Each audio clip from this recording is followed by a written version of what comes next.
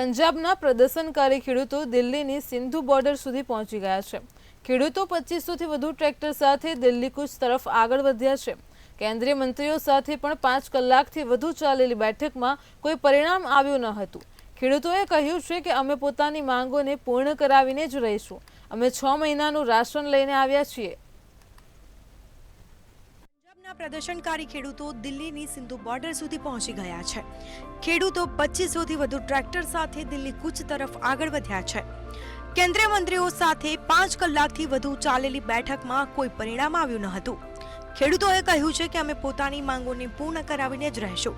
અમે 6 મહિનાનું રાશન લઈને આવ્યા છીએ। દિલ્હીની શંભુ બોર્ડર પર સુરક્ષા દળો સામે લડવા માટે ખેડૂતો અલગ અલગ વ્યવસ્થા કરતા જોવા મળ્યા હતા। દિલ્હીમાં ખેડૂતો અને પોલીસ વચ્ચે ઘર્ષણ થઈ શકે છે। ખેડૂતોએ વોટર કેનથી બચવા માટે ટ્રેક્ટર પર પોલિથીન બાંધી હતી। શંભુ બોર્ડર પર મોટી સંખ્યામાં પોલીસ દળ તૈનાત કરવામાં આવ્યા છે। ખેડૂત આંદોલનને પગલે પોલીસ ટ્રાફિક એડવાઇઝરી જાહેર કરી છે। તો એસસી બાર એસોસિએશન સુપ્રીમ કોર્ટને ટ્રાફિક જામની સમસ્યાને ધ્યાનમાં રાખતા પત્ર લખ્યો છે, જેના પર સીજેઆઈએ કહ્યું છે કે કોઈને પણ ટ્રાફિક જામની સમસ્યા હોય તો મને જણાવો। દિલ્હી ખેડૂત આંદોલનને ધ્યાનમાં રાખતા અર્ધસૈનિક દળોને તૈનાત કરવામાં આવ્યા છે। 5000 કરતાં વધુ અર્ધસૈનિકના દળોના જવાન દિલ્હીની અલગ અલગ જગ્યાએ હાજર છે।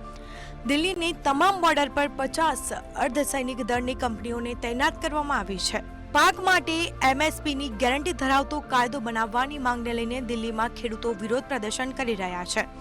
દિલ્હીમાં ખેડૂતોના પ્રદર્શનને જોતા 12 માર્ચ સુધી કલમ 144 લાગુ કરવામાં આવી છે। બ્યુરો રિપોર્ટ, મંતવ્ય ન્યૂઝ।